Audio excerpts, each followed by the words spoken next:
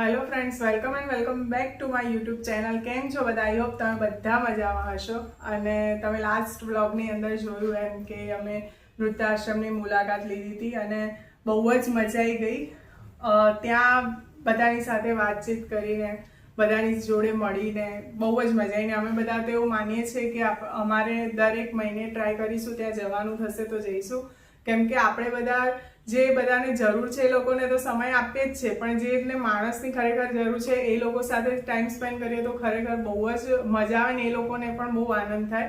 અને ત્યાંના જે ટ્રસ્ટી છે એ પણ બહુ સરસ અને સુવિધા બધી બહુ સરસ હતી. અને એક રાજુભાઈ જે કરીને હતા, જેમના થ્રુ અમે ગયા હતા, એ લોકો આખું ટોરેન્ટની ટીમ છે અને એમને બહુ જ સરસ ઓર્ગેનાઇઝ કર્યું હતું. ત્યાંની સુવિધાથી લઈને બધું જ બહુ જ સરસ હતું. અને એમને આવા સારા વિચારો આવા એ પણ બહુ મોટી વાત છે, કેમ કે દાન પુણ્ય બધું તો આપણે કરતા જ હોઈએ, પણ આવો સેવાનો લાવો લેવા માટે એવું વિચાર કરવો એ પણ બહુ સૌભાગ્યની વાત છે. અને કહેવાય કે આપણા મા બાપના આશીર્વાદ તો આપણી સાથે હોય જ છે, પણ આટલા બધા માવતરના આશીર્વાદ આપણી સાથે હોવા એ બહુ જ સૌભાગ્યની વાત છે. તો બહુ જ મજા આવી ગઈ. તમે પણ મારા બ્લોગની અંદર જોયું હોય તો એ બાદથી નીકળતા હોય તો શ્યોર તમે મુલાકાત લેજો. અને હાલ હું સલોન પર આવી ગઈ છું. હવે કામ પતાવીને પછી તમને મળું, તો બન્યા રહેજો.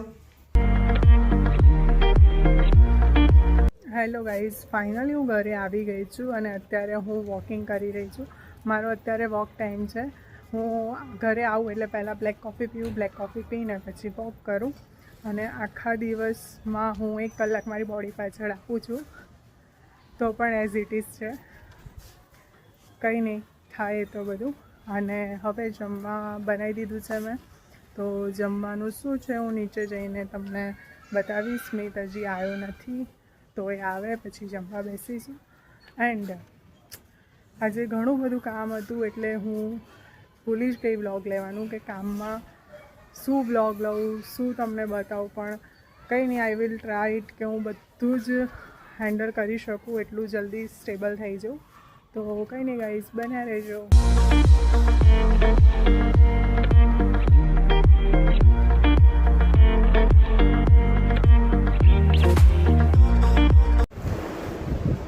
સો ફાઇનલી ગાઈઝ, અમે પકોડીનો ચેલેન્જ કરી દીધો છે.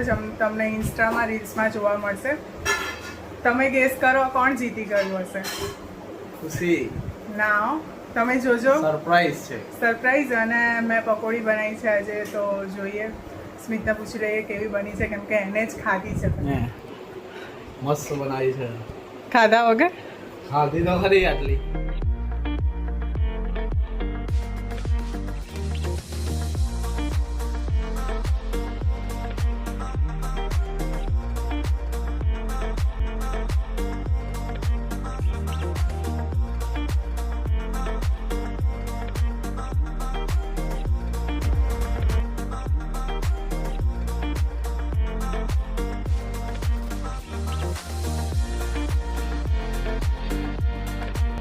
સો ગાઈઝ, ફાઇનલી હું ઘરે આવી ગઈ છું. અને આજે જેટલું કેપ્ચર થતું હતું એટલું કર્યું છે મેં વિડીયોની અંદર.